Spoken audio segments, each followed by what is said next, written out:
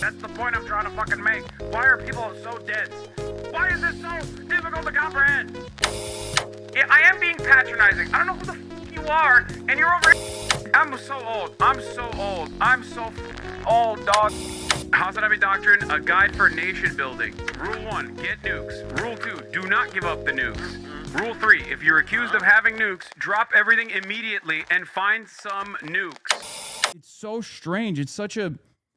It was such a strange phenomena to experience, right? It was such a strange thing to experience where, like, what I perceived on the ground, what I perceived and what I saw in real life was entirely the opposite of what people were seeing on their timelines in the United States of America and elsewhere.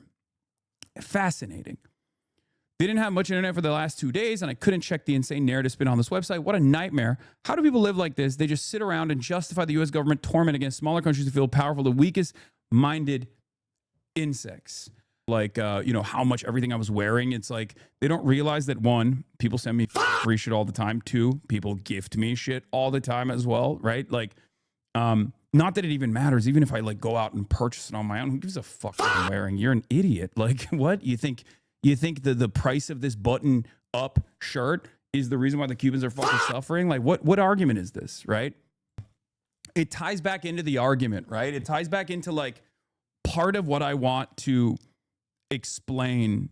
Part of what I wanted to explain to people is, like, the complex nature, the complex bureaucratic nature of these sanctions that America has placed upon Cuban society, like Cuban commerce, and how restrictive it is, right? And it's very interesting that, like, American restrictions that make it illegal for American citizens to do normal shit in Cuba, they sound so silly.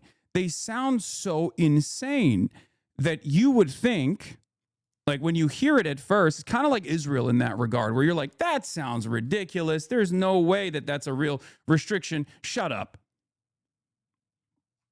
Right? Like, the thing that people were complaining about, like the 5-star hotel shit, right? I found it really strange that they clipped me talking about it, and it's objectively the truth. Right? That is objectively the truth. I just said literally what the American government's restrictions are, right? And people were just like, sure, buddy. And they ran with it because it's so odd. It's so fucking odd. It's like, but it's just like, you're never going to go to Cuba. So for you, it doesn't matter. The State Department and the Treasury Department specifically makes it illegal for American citizens to stay at whatever accommodations they want to stay in, with the exception of like 4 hotels. Okay? They updated the talking point that the hotel you stayed at was on a ban list. Yeah, I know. A YouTuber used that clip to say you were lying, but when they looked up the actual law, they said you were telling the truth, but you were obfuscating some facts. No, I wasn't.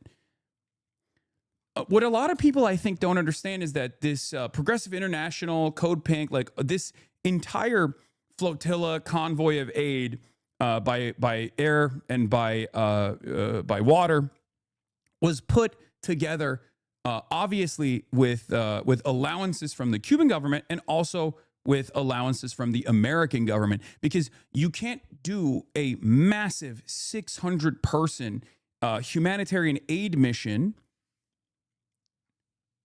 without getting the go-ahead from the Cuban government and without getting the go-ahead from the American government. Like, I have the paperwork right here. I have the OFAC restrictions paperwork that I had to sign right in my hands, okay? I signed a piece of document. I signed a piece of documentation in order to, as an American citizen, I had to get a travel affidavit, a general specific licenses travel affidavit. Okay? Wait, the U.S. approved that aid mission? Yeah, of course. Of course, the United States approved that aid mission. The United States Treasury Department has to approve anyone that's going to Cuba.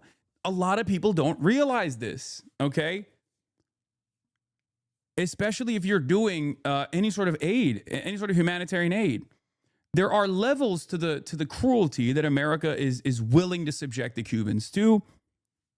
But the reality is that the number one telltale sign for international human rights organizations is the restriction of humanitarian aid. So the American government, at least for now, has not restricted humanitarian aid, but humanitarian aid alone is not going to be able to make up for the lack of imports and lack of exports anyway, and we can't fucking send, barrels of oil regardless, so like we can't actually address the number one problem that Cubans are facing.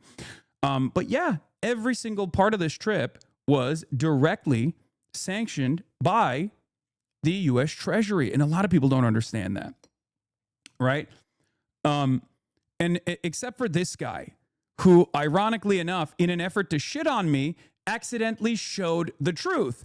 Hey, by the way, Assange just broke U.S. law. Oh, and he could face a $250,000 fine and up to 10 years in prison once he gets back to the States. Hey, FBI, get on it. 30,000 likes. The U.S. Department of State maintains a Cuba prohibited accommodations list, which bans American travelers from staying at or paying for over 400 government-owned hotels, guest houses, and resorts. I said, yeah, the U.S. law is fucking stupid. I didn't break it, but this post is the only one that ironically acknowledges the comical U.S. restrictions on what U.S. citizens are allowed to do in Cuba. The five-star hotel is only one of the few hotels the U.S. government allows Americans to legally stay in. And it's crazy because, like, why the fuck should the American government regulate what American citizens want to do in another country? But that exists. And what's ironic about this restrictive process is that these are privately owned hotels. So when people are talking about like the electricity grid and what the hotels are doing, they have generators, okay? Not only do they have generators, but they're literally taking up some of the fucking necessary resources through private commerce. And it's ironic that that unjust system is precisely what the Americans want to fucking bring about to the fucking island. So the people that are literally criticizing claiming that the blockade doesn't exist don't know what the restrictions look like, number one. Number two, they're literally fucking complaining that like these hotels are they have their own generators and they are able to keep the lights on. Yeah, because they're fucking privately owned. That is the fucking problem. That's what America wants. America's literally saying they will only allow oil into the fucking island for companies like that, okay? For privately owned hotels like that. It's unbelievable. It's unbelievable. That's like what we're trying to fucking address. Beyond the hypocrisy of Piker's vacation, this just isn't true. As I know from personal experience, if you'd like help booking a Casa Particular next time he visits, you can do so through Airbnb. Yeah, it's unbelievable. I didn't fucking choose this. And yet they're literally just leaning into the lack of knowledge overall. Okay, they're leaning into the lack of knowledge that people have. Okay, and in the process, they're basically admitting that I'm right. Right? They're basically admitting that I'm right. But it doesn't matter because it's just pure anger. Why does this trip cause so much outrage? I'm stupid. It's even worse than China. I think it's because it's partially because of the fact that like there is a State Department need here, because the goal here is obviously to bring awareness to the blockade. And the American government spent 60 fucking years saying it's not the blockade. The blockade doesn't exist, while simultaneously enforcing it to use that weird invisibility of the blockade, the system of bureaucracy that's implemented, to say it's actually the Cuban government's fault. It's actually communism's fault. That's kind of the point. And I will be addressing this in the mini doc that we put together. One hand, they're lying about like the events that took place. On the other hand, they keep saying I was, a principal participant of these events that took place. I wasn't. I was actually hanging out. I didn't do anything with Progressive International, even though I love those guys and they did fantastic work out there, because I locked in with Belly of the Beast, the independent news outlet in Cuba, one that I really, really leaned into. I mean, they're fucking incredible. They do incredible work. Shouts out to Belly of the Beast. I will forever ride for them. Okay, they give me a little mug too. But basically, I spent every moment just conducting interviews, like talking to regular Cubans, talking to people that are doing incredible work, and investigating like how this complex system of restrictions has actually harmed Cuban production every step of the way. That was my goal, because I had talked to a lot of people ahead of time of this trip. Some people who legitimately said things like, Hasan, you don't understand. It's actually the Cuban government is incredibly repressive. They're very bad. They're not responsive to the needs of the people. They're hoarding antibiotics. Like, I heard so much from people who were otherwise kind people at times, and they were just deluded. And it made me think there has to be a reason for, why people are saying this stuff. Like, there has to be some truth to this. Unbelievable amount of lies have been told about this trip. And obviously, because everyone that's on this trip are in Cuba, and they don't have access to the internet. They had, myself included, had no way of knowing what the fuck people were saying and what kind of insane, unhinged propaganda was like being slung around. Reports that you died in Cuba. Yeah, I'm dead. This is pre-recorded.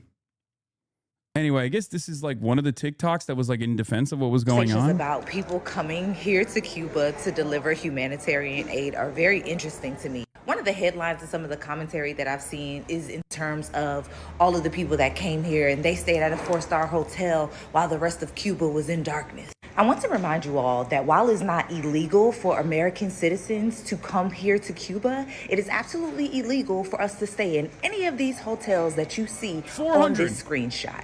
We cannot stay at all of these listed brand hotels. We cannot stay at a mom and pop hotel. We cannot stay at anywhere that is Cuban owned in Cuba, because that was instated by your United States government. And those who do stay with Cuban families, because the first time I came to Cuba in November, I stayed with a family. They actually have to take our passport numbers and register us because of our United States government. Again, it is not illegal for American citizens to travel to Cuba. However, just like the sanctions and the blockade, the United States government makes damn sure that we don't support the Cuban people. The second thing I saw was, all of these influencers spend all of this money when they just could have given it to the Cuban people. How? Do you know that because of the blockade and the sanctions, that United States citizens cannot send money? Yes, it's crazy. People don't realize, like, all of that aid, we had to literally physically send it there. Okay, like, someone had to physically put that aid in the hands of Cubans.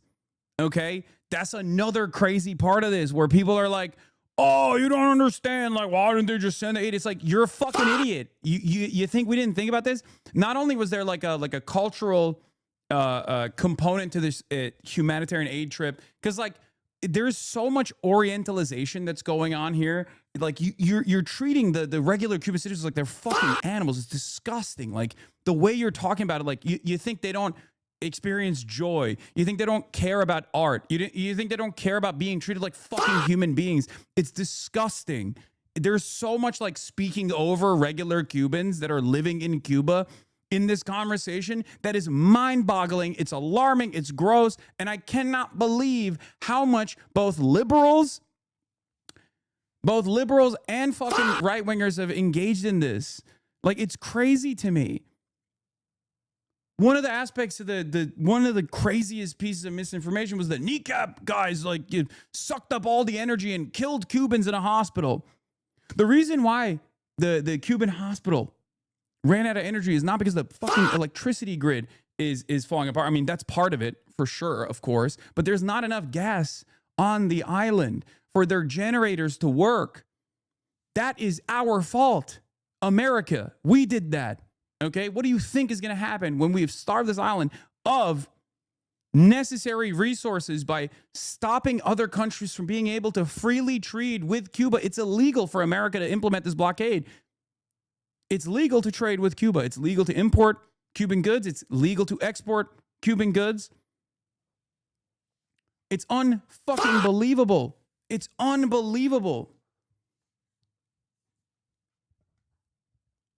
Kneecap participated in one of the many daily festivals that happen during the day. Okay. That festival that they participated in had Cuban musicians that were also participating in it. It was free for all Cubans to attend, and it was overwhelmingly Cubans that were there. It blows my fucking mind that these people can be so cynical and so gross that they think that like regular everyday Cubans don't want to experience fucking joy. Cuban doctors told me they have to sew up patients mid-surgery when the generators run out of gas, but MAGA on here are too busy lying about lying about the people that went out to Cuba with aid to turn everything into a distractive spectacle. Pure MAGA propaganda. You are cattle if you fall for it. The audacity to be on your laptop tweeting from a five-star hotel powered by generators while the local hospital goes dark. You are truly, genuinely a psychopath. Wow. This guy is one of the biggest, most troubled, most schizophrenic, vulgar demons I have ever encountered in my fucking life. And he has the audacity to claim that he's a humanitarian and a liberal. Shame on this fucking piece of shit. Shame on you. Unfucking believable. Unfucking believable. I wasn't even in Cuba when I tweeted this, for the record. But it doesn't matter. It's all misinformation. I couldn't tweet this from Cuba because there was not only was there not electricity, but there was also no internet. Like there was just not enough internet. The infrastructure is crumbling because of what we have done.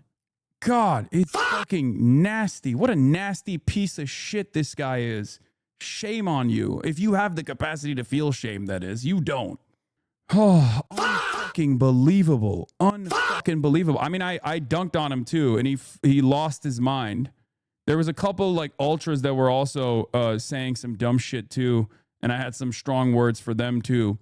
I cannot believe it. I cannot. It's just, it really, I saw the best in humanity with regular, everyday, ordinary Cubans trying to make the most of their horrible circumstances. Okay? And then I come back and I see people on the sidelines trying to do their very best to continue justifying the asphyxiation that we have implemented on this island. The people died because you morons threw a giant party and sucked up all the electricity. These are fucking Cubans, man. These are everyday Cubans having a great time on a free concert that was thrown together. And it wasn't just kneecap. It was like, Cuban artists that were also participating in it. I say you're a fucking insanely indecent person, and you should really think hard about why you're repeating obvious moronic lies that MAGA is spamming on the timeline. Vicious scumbag. I think I cannot believe that the average person is this indecent. I think this is cynicism born out of just like being on this website. I cannot believe that people could be like this. Was reading on Dropsite that when the power goes out, the doctors in pediatric hospitals have to hand pump the ventilators for babies. Dropsite got this reporting from Belly of the Beast. Yes. That's precisely the case. I talked to a doctor, like I said in the tweet that this fucking dipshit was responding to. I talked to a doctor that told me that in our interview, when the power goes out, when the generators fail and they're mid-surgery, they just basically sew the patient back up and they go, we'll try again later.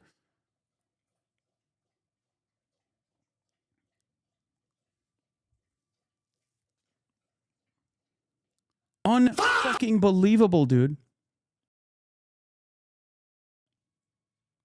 Did you hang at the Malacona at night? People are dancing, making music all night long. It's beautiful. Yeah. I didn't. I went to just a couple different like bars. The first night I went to a bar with the Kneecap Boys. It was awesome. I had a great time there. We just dumped a lot of cash to the best of our ability on everyday Cubans. But it was much better, in my opinion, to just like go to like regular bars and regular restaurants that were, operating, in spite of the circumstances, because it was, you know, there were just like real regular Cubans there.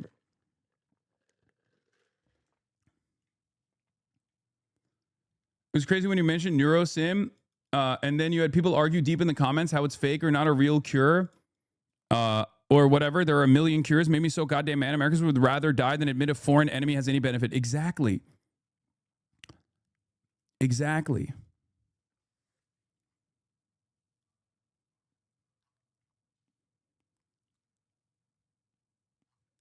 Like they do not want to comprehend like real shit. They just, if it goes against their priors, they just go, no, that's not real. I don't believe it. I don't want to believe it.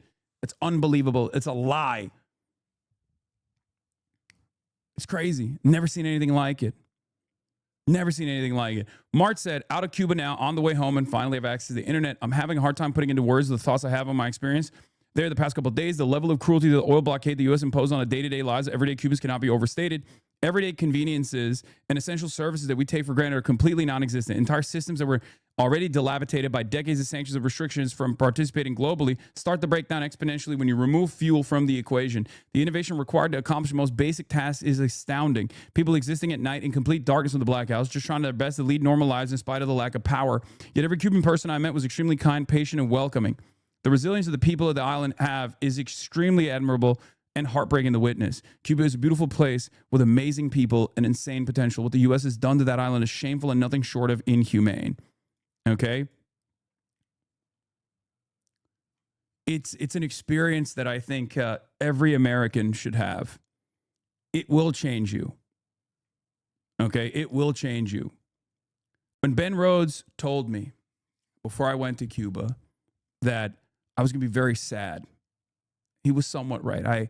I landed and I could not believe how beautiful this island was. I could not believe how beautiful the people were. That was my first reaction. I was like, wow, I'm not a big nature guy, but this is one of the coolest places I've ever been to in my life.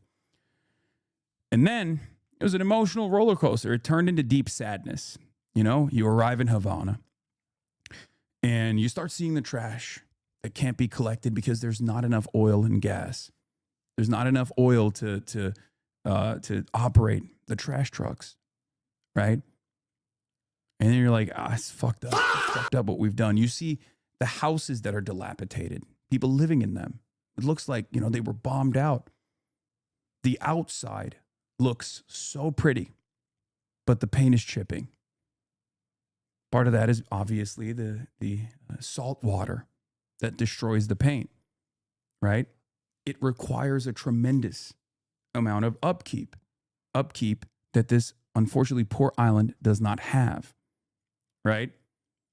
You get a little surprised too. The expectation is all the cars are going to be from the 50s. That's not the case. There's new vehicles in Cuba, and there's also still vehicles driving around. I mean, it's very limited. It's very limited in comparison to like what the normal traffic would look like on the island, from what I understand from people that have been there prior, right? There's a tremendous amount. I mean, there's a queue system that the government has implemented. There's obviously a lot of not hoarding necessarily, but like stockpiling of the strategic reserves so they can just like hopefully continue surviving to the best of their ability, right? And then after that sadness goes away, you get angry because you start thinking about why these are the conditions that regular Cubans are subjected to. And you realize, like, we fucking did this. And we're still doing this. And so many fucking Americans are oblivious, or the ones who at least know what's going on in Cuba defend it and repeat lies. It's unbelievable, dude. And then, you know, that anger never really goes away. How do you feel about the concessions that Cuba is willing to give back to the famous plantation owners and bourgeoisie assets? Brother, this is no longer a time for ideological rigidity. Not only that, but also the official Cuban government's position, even from the Castro days onward, was always to offer financial restitution for the assets that were taken. It's just that America shut off their exports to the United States of America to render that impossible to do. If you knew about Cuban history, you would recognize that what Cosio told Ryan Grimm in front of me, ironically enough, I was there. I also interviewed Cosio. I will be releasing that after we show the mini doc, which will have pieces of all the different interviews that I conducted, some of the more high impact moments that explain, hopefully, to people that did not know about like what is the reason for why Cuba is experiencing these shortages. It will prove to you without a shred of a doubt that this is America's doing. This is America's design, and it's unbelievable. Okay, it is unfucking believable until you go there and you talk to the people who are directly involved in the distribution of pharmaceutical products, the people that are responsible for the creation of medicine, the people that are responsible for the logistics of delivering the medication. Until you see that with your own two eyes, you're like, there's maybe some of this has to be mismanagement by the government, right? Like, and then you talk to these people and you're like, oh my fucking God. Oh my fucking God. It's unbelievable. Amazing how the media can tell you all about human rights abuses in Iran, but when the U.S. is causing people on ventilators to die in Cuba, there's radio silence. Apparently, human rights only matter when we need an excuse to start a war. Yes, that is precisely the case. Yeah, the Cuban offer to repay has been on the table for decades. Cuba made this offer in 1964 after the U.S. rejected compensation in the form of interest-paying bonds, similar to how Mexico in 1930s compensated taken property. U.S. rejected it, assuming quick overthrow of Castro. Cuba is opening negotiations with a bid that's been on the table for decades. This is not new. Okay, it's not new at all. It's actually something that the Cuban government doesn't even need to do, but has openly entertained. Okay, over and over again for fucking decades. Unbelievable. Straight up decades. It is not dissimilar to what you knew prior to October 7 about everyday Palestinian existence, if you knew anything at all, versus what you know now. Okay, because it's the same forces of Western empire, Western imperialism, that have created this hermetically sealed information vacuum to make you think, to make you believe a falsehood. It's that simple. It's just, there's no other way to describe it other than American state-sponsored propaganda. And it's pervasive, and I got to see it in real time. You know how sometimes I'll talk about how misinformation on the internet spreads about things that you and I experience together when I'm live streaming? Oftentimes it's about silly shit like, oh, Zohran Mamdani hates Hasan Piker. He disinvited him from the event that I attended, right? Like the event that I was literally at. And you'll be like, why the fuck do people believe this? This is so crazy. Because it leans into like a comfortable narrative, right? That's obviously unimpactful. That's not like a significant story, but like this is being mass produced in a similar way for a much more consequential version of events. It's the same with Iran and the sanctions regime against Iran. It's the same with Cuba. I'll start with one example. I talked to a surgeon. Okay, he is a highly esteemed facial reconstruction surgeon. There's a lot of people who need jaw reconstruction because they have lung cancer or throat cancer. And this surgeon goes in and does this incredibly complex procedure where they rebuild a jaw for the patients. Okay. And, there are more old school methods in the reconstruction process. And then there are newer methods that are available. There's a 3D printer. So this guy that I interviewed, okay, I'll tell you his name. This guy that I interviewed, his name is, hold on. Guillermo Sanchez. Okay. Guillermo Sanchez. He's a jaw surgeon. We took a photo with some of his students and other doctors as well. You might have seen it. So he's a world-renowned expert in facial reconstruction surgery. Okay. And I was talking to him about how this stuff works. And he said that obviously they can't purchase any medical equipment that has 10% or above American components, right? So that right off the jump is crazy, because the way commerce works, the way international trade works, like there's a lot of shit that has 10% or above American components in it, right? So what these guys have to do is find alternatives. Oftentimes in Germany or France, right? They make medical equipment. So he finds a German company that's willing to sell this 3D printer. It's multiple millions of dollars, right? And they get charitable contributions, charitable donations. They get the funds together and they buy this thing. And they start using this 3D printer to do the facial reconstruction surgeries, to build these new jaws for these patients in Cuba, right?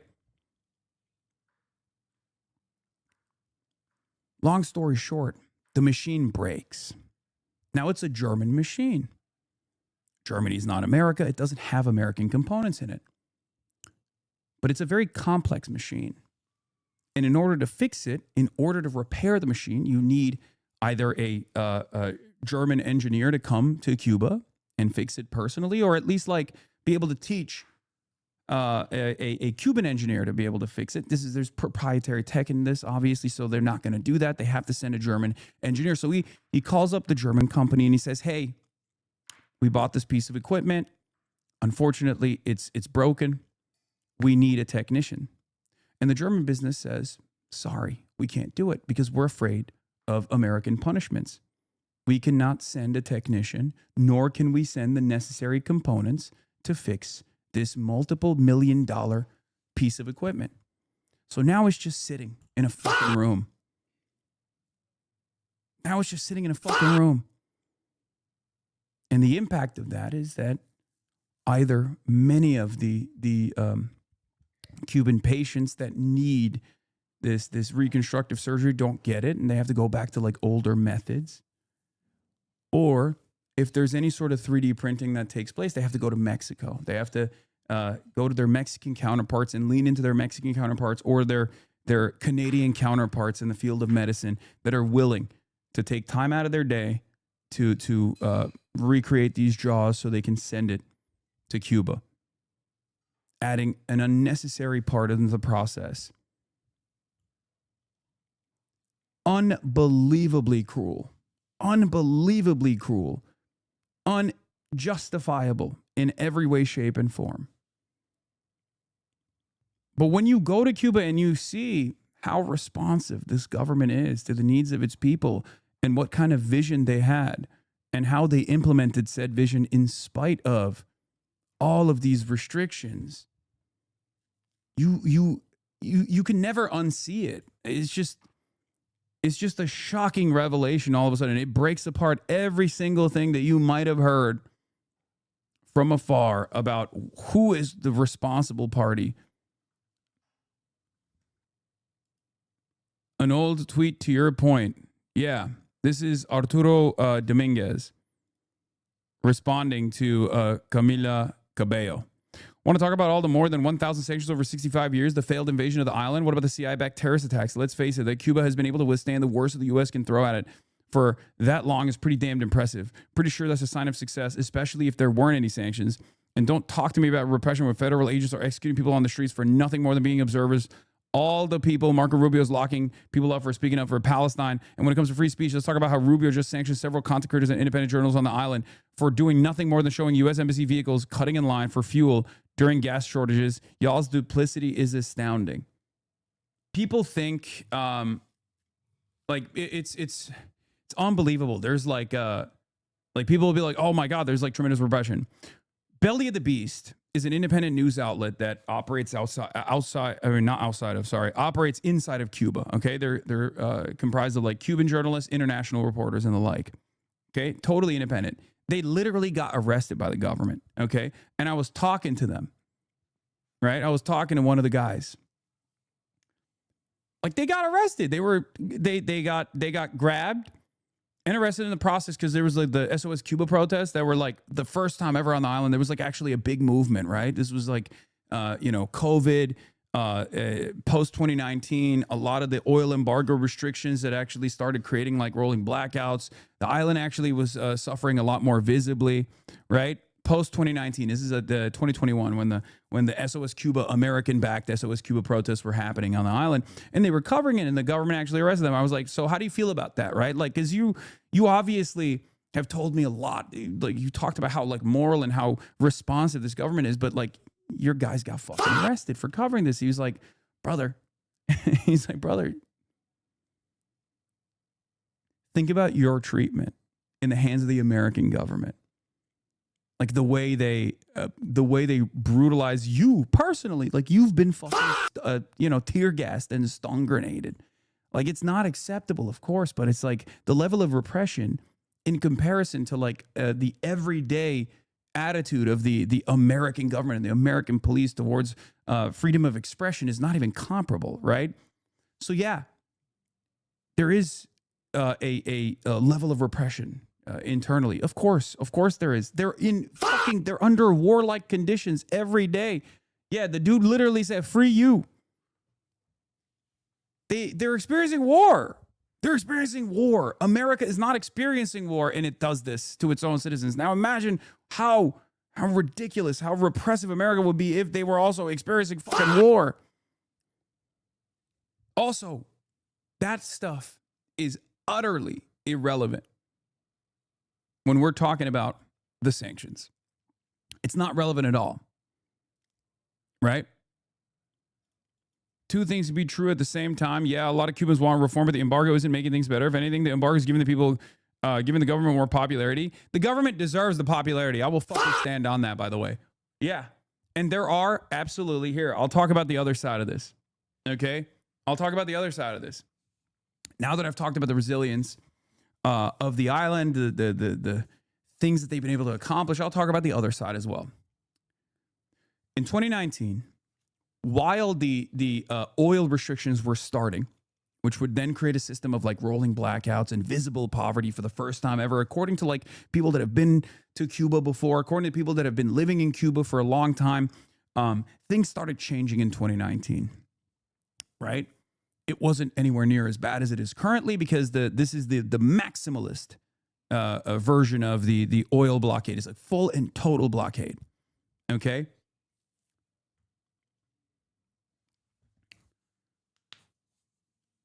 At the same time, this is before COVID, the Cuban government actually, for the first time ever, no longer just had free internet access, unrestricted, by the way, unrestricted free internet access in their parks and in certain government buildings and hotels and the like. But now they created a bandwidth, like a system where anyone could access the internet.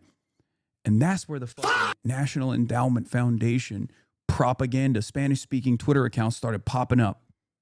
Okay? Going absolutely nutty mode.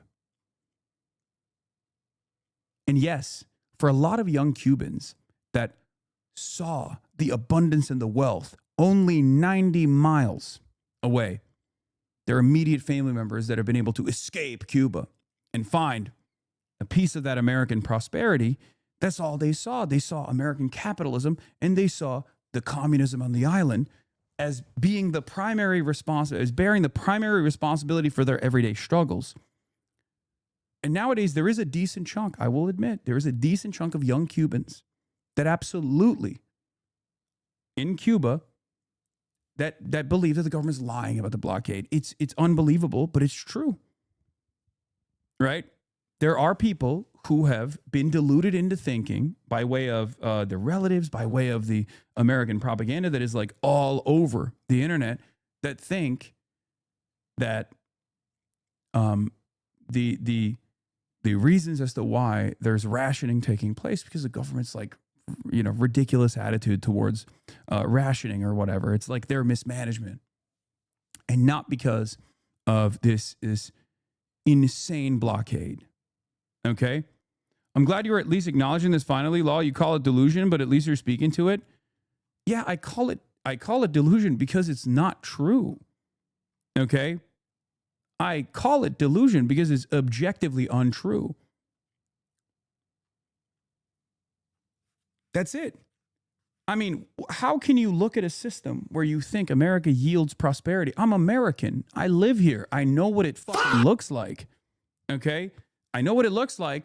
And it's not as though this government is even taking the necessary steps to lie to you. They're straight up saying if Cubans do any sort of migration en masse because of the starvation that we have caused on that island, we will round their boats up and we will put their asses in Guantanamo Bay. How can you sit there and assume this administration that has openly said, if Cubans try to fucking come to the United States of America, we're going to round them up and we're going to send their asses back to Guantanamo Bay with the military, and you're over there going, oh no, it's actually not this fucking government's blockade. It's actually, it's actually the mismanagement from the government itself. It's ridiculous. We can't excuse Cuban oppression as civil rights violation just because the U.S. does it too. What the fuck? I don't understand this logic. It's not an excuse. It's utterly immaterial in the conversation that we're having. And the only reason why we have that conversation, is to subtly justify, or maybe not so subtly justify, the actions that the American government is taking to make it seem as though there is a necessary reason for these sanctions. I'm not going to fucking put up with that shit. That's it. That's it. I've seen the impact. I've stared these people in the fucking eyes, okay? I cannot turn around. I cannot fucking turn around and act as though there is an alternative reason for why this exists, okay? It's the same principle behind, but what about Hamas? As Israel was carrying out a genocide, okay? And the reason why I bring up the government repression that we experience here is because I need you to understand the material conditions are very different in Cuba. And it's born out of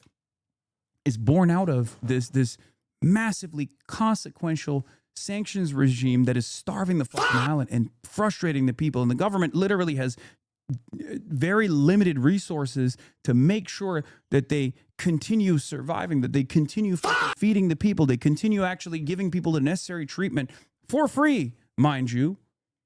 Okay? And then on top of that, people are like running around being like, Donald Trump is awesome. He's going to fucking save us. Under brutal, ruthless siege, any government would be infinitely more aggressive. Infinitely more aggressive. When we were waging a world war, World War II, we rounded up every single Japanese person in California and put them in fucking concentration camps. We engaged in the process of internment during our war, our World War. That's what governments do. They take a heavy-handed approach when they are constantly waging war. Now imagine what's going on in Cuba for 60 fucking years. These sanctions are not helpful. They are designed in a way where there is plausible deniability so that people that experience it eventually say, oh, the government is just lying about this blockade. It can't be this is all I've known. All I've known my whole life is just like fucking unnecessary poverty. This sucks. There's wealth right there, 90 miles out the coastline, prosperity. The reason why I'm bringing this part up, by the way, is because I need people to understand, of course there are people that live through this process and develop this opinion, just as there were tens of millions of Americans who looked at the current design of American society and thought a right-wing fascist monster was actually going to create a new wave of American prosperity. There are people with different mentalities everywhere. No one is fucking monolithic, and no one is going to be on the ball. Just because you live through it doesn't mean you're going to have ancient wisdom and you're going to be able to figure out exactly why things are happening. The reason why I criticize the U.S. government when we slip on journalistic freedom and freedom of speech infringements is because there is no country that has the same power gap between us and another country that's like enforcing its will upon the American population. Okay? It's not comparable. There is no country that is the hegemonic superpower. We are the global imperial hegemon. The reason why, of course, I criticize the American government's form of repression is because America is the hegemonic superpower. It's not even relevant to the equation. Yeah, there's a lot of I love Cuba but going on right now. It's good. That means they're losing it. That means they're losing the argument. Okay? When they have to back away from this, when they have to concede on the grounds that they are like that the blockade is having a tremendous impact.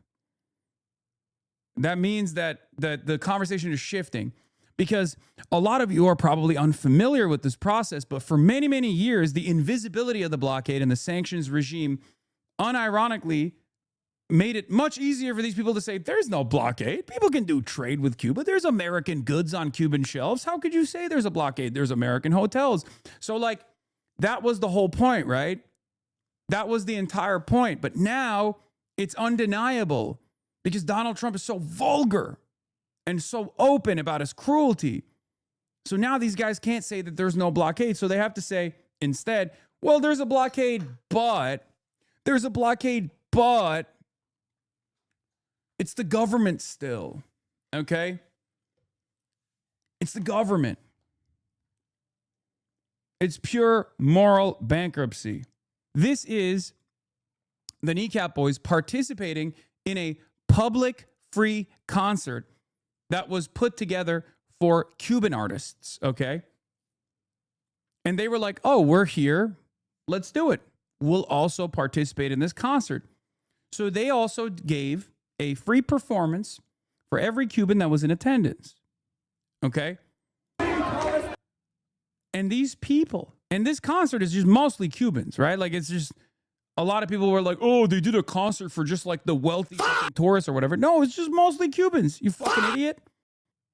Even this guy, Diego de la Vega, Team AOC Comms alumni, did you guys think a concert amid a blackout was good optics for this little trip? The concert was a part of a free public spring festival that was already planned. There were tons of Cuban families there, and it was cut short because of the blackout. Any more questions, says Ida Chavez, who was there.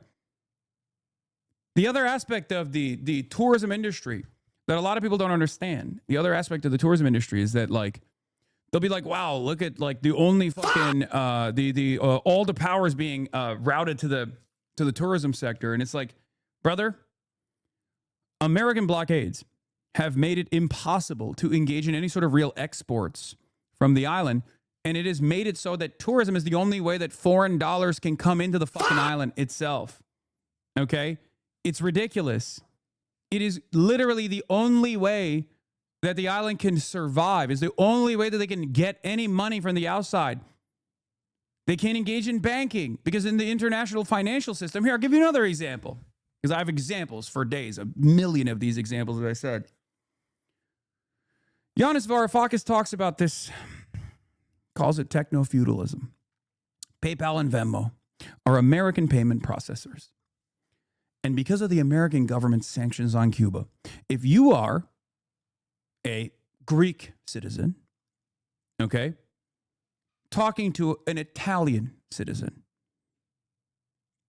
and you go out to dinner. You order Cuba Libres, okay? And you pay for it on PayPal, and you write Cuba Libre on the PayPal or on the Venmo transaction. Both of your accounts will get banned. Both of your accounts will get banned. How is that normal? I have stories of people having Swiss fucking bank accounts. Like, Switzerland is supposed to be the most neutral country on the planet. Swiss bank accounts get shut down because they are, trying to deliver aid or payments to Cubans. Yeah. If you put Cuba on a wire transaction, they close your whole account at Chase. Used to deal with it all the time as a translator over the phone. Yeah. How fucking insane. You've never heard of this before. You never knew about this. One must ask the question, why you've never heard about this.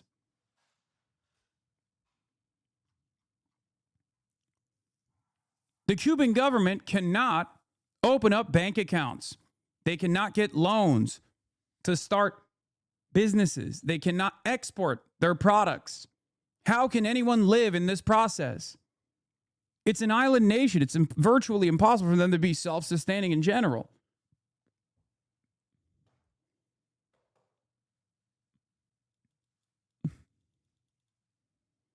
I got banned on Venmo about a decade ago, paying someone back after getting Cuban food together, and I put balling out in Cuba food as the memo, lol. Yeah. I honestly think they just dislike anything you do. I mean, there's a piece of that too. I work in fintech, and anytime there's Cuba in a transfer purpose, it's immediately flagged and stopped for sanctions. Yeah. There are some ways to deliver aid to Cuba, but the most effective way to do it is by literally going and delivering it personally. And when you do that, people fucking yell at you and try to bully you and try to ridicule you. Anyway, the last part of the story that I wanted to get to was Nas Daily. This guy, Nusayr Yassin, okay? He is an Israeli agent, a propagandist, and he was there while we were there.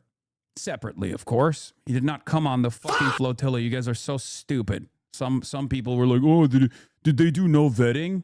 Did they allow Nas Daily to come on the flotilla? You're a fucking idiot. Now, the real question to ask here is why an agent of Israel is so invested in the aid mission to Cuba. Why is an agent of Israel doing this at all?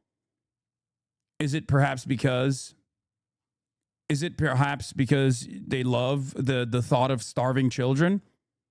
And they're an equal opportunity child starver. And that's why they were like, what a wonderful moment. I'm going to justify the starvation of children and the death of children here as well. You know, I love blockades. I love participating in them.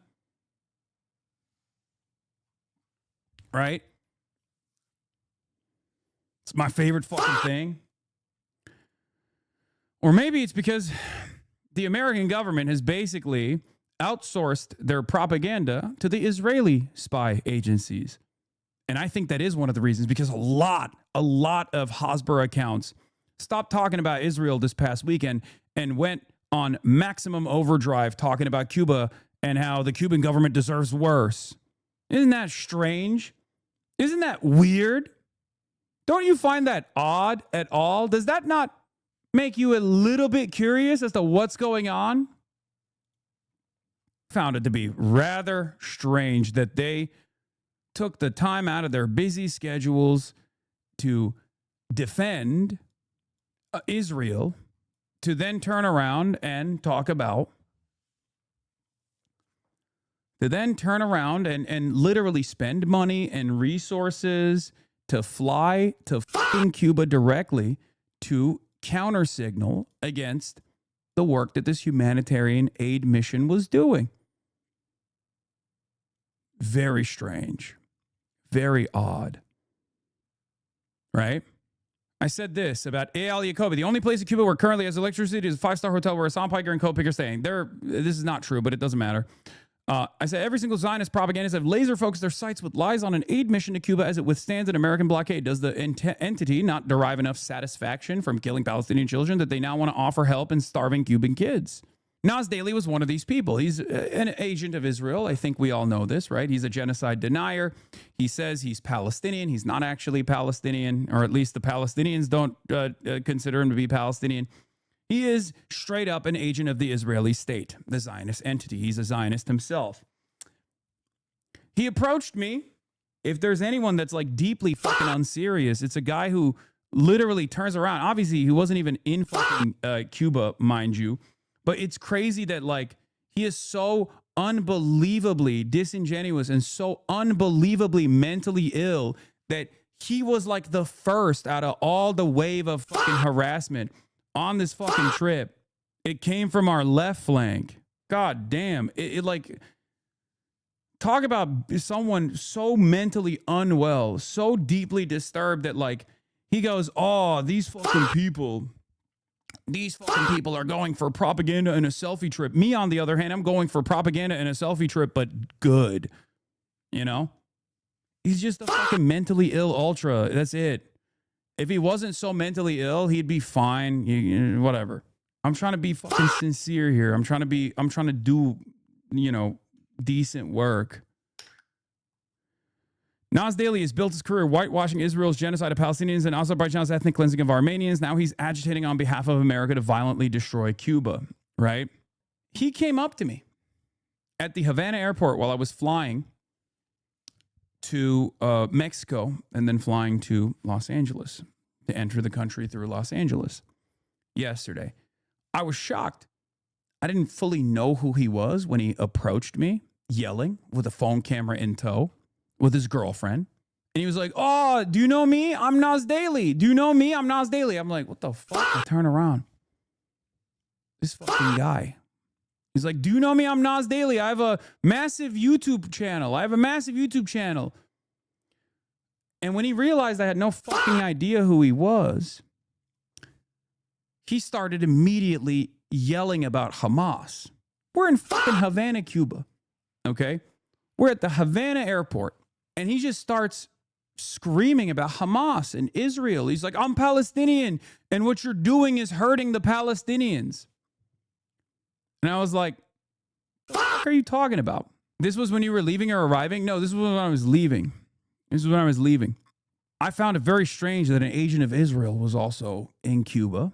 And there were these wonderful older people that were also sitting at this cafe in the airport next to us.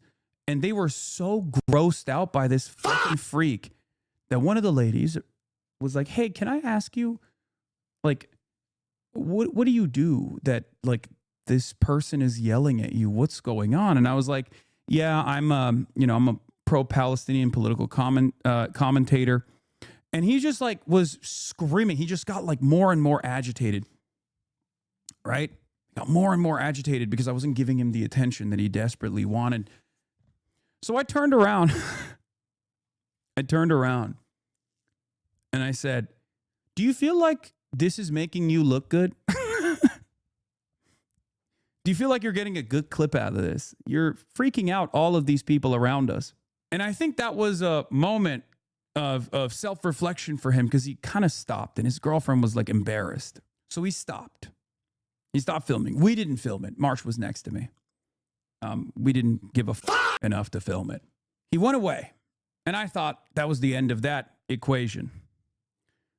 But we were leaving the cafe to go to our gate. But it turns out it didn't end there. He wanted more. He wanted a better clip because he couldn't get it, right? So he was filming from afar and yelling still. You're going to stop doing Hamas propaganda. You're going to stop doing Hamas propaganda. You need to stop being a supporter of Hamas. You're hurting the Palestinian cause. That's when I, experienced maybe a blip of a cortisol spike. So I turned around and said, what are you going to do about it? I didn't even drop my bags. I just said, what are you going to do about it? You going to stop me? And he walked up to me, still filming. I said, what are you going to do? Go ahead. Stop me. When his girlfriend realized that the situation was escalating, she tried to pull him off. She was like, come on, let's stop. Whatever. Okay? So we did. He started backing away. And I said, yeah, that's what I thought. We proceeded to go towards the gate. He came back again to yell from afar. To say, oh, yeah, keep running away. And so I turned around and said, suck my dick. And that's it. That's the end of that story. Okay? But of course, because he couldn't get any of the clips he wanted out of it, he had to cope. But when I saw him make an argument about, some people see this and think central planning is a good idea, as he talked about, the lack of trash collection born out of the oil blockade, right? I said, I can confirm that this Israeli agent was on the ground. He came up to me at the Havana airport to scream and weird everyone out. People around were worried about his mental health, looking forward to how he tries to chop up the video, wondering what his purpose was. He kept saying, don't you know me? I'm Nas Daily. I have a massive profile. His girlfriend also felt weirded out by his behavior. I hope he gets well soon. To which apparently he responded with, as a Palestinian origin Muslim for hundreds of years, I wanted to make it clear. By the way, everyone in his replies are like, you're not a Palestinian. Shut the fuck up. You're an agent of Israel. As a Palestinian origin Muslim for hundreds of years, I wanted to make it clear to you that you're bad for the Palestinian cause and your activism is hurting innocents and empowering terrorists. Palestinians want moderate leaders to lead them to peace and coexistence. They don't want you to lead them to another fight while you stay in five-star hotels, live streaming wearing Gucci. P.S. You are only strong online. Okay? That's what. Then I said, is that why you backed away after people were weirded out by your antisocial behavior, only to try and muster up the courage later to try a second attempt at a video shouting at me from afar? Will you put how you stood down when I asked what you do about it to stop me in the video? So I denied him the clip. And all he had in the end was this. Don't worry, you're not worth making a video about. You can rest easy that beautiful video I took won't be online. So why'd you take it? His girlfriend lying about the interaction because they don't plan to post a video? Law, what are you talking about? I was there. There was no screaming. No one was even paying attention. He walked up to you and said, as a Palestinian, you're hurting Palestinians. You hurled vulgarities and ran away. Yeah. It's funny because not a single person that was involved has denied the interaction except for the girlfriend. So just release the entire clip then. You should have recorded it. Brother, how am I supposed to know? How am I supposed to know that an Israeli Mossad agent followed my ass to Havana, Cuba, and intercepted me at my point of travel and started yelling from afar with his phone camera out? How the fuck does anybody prepare for that kind of psychopathic experience? I will, however, say it made me maybe a little bit worried that Israel, I think, has that level of involvement in the affairs of any sort of anti-American imperialist endeavor, that they would literally send their agents out. They would literally send their agents out to places like Havana, Cuba. I know why they are actually mad. I was wondering what the excuses are they're using to be mad. I said, it's because I went. These people have no vision or goals out of politics. They're purely reactionary. Their politics revolves around opposing me. It sounds fucking insane, but that's a big reason. I wish them well. But yeah, Hasan Piker faces backlash for Cuba protest trip. Like, I wasn't there. These people are just adding my name onto this. The members of Pablo Iglesias and Hasan Piker's VIP Flotilla throw food at Cuban children. Insane. This is an insane clip. Anyway, I said this is the other thing. This is like clearly one of those CIA accounts that I was talking about, right? Mayra Dominguez, all these numbers and whatever, and they're botted into fucking oblivion. This is a gigantic mockery of the entire Cuban people. The left visits Cuba as if it was a party at a zoo, and they go to admire misery from a luxury hotel. It's outrageous. They're all hypocrites who live their lives sorted out and pretend to tell the Cubans that the genocidal regime is good. Now, what's really interesting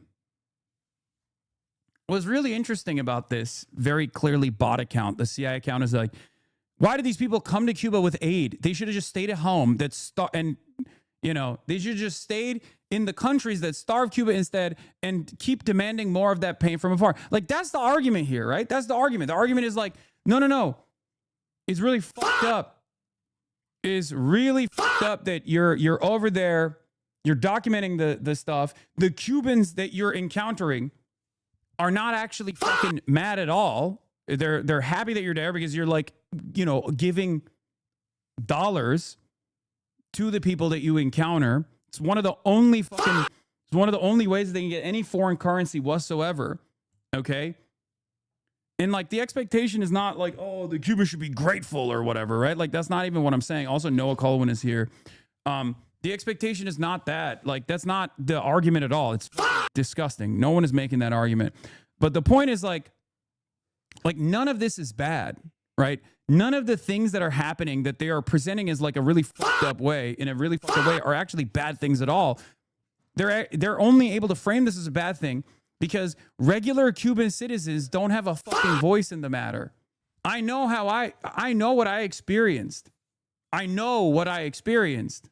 Did he run into you at the airport, or were you tracked as in he wanted to send a clip? I don't know. But like all of these arguments basically revolve around saying like, fuck you for giving people aid and offering awareness to their plight. Like that's all this is. You should have just stuck around in your home and justified the starvation of the Cuban population instead.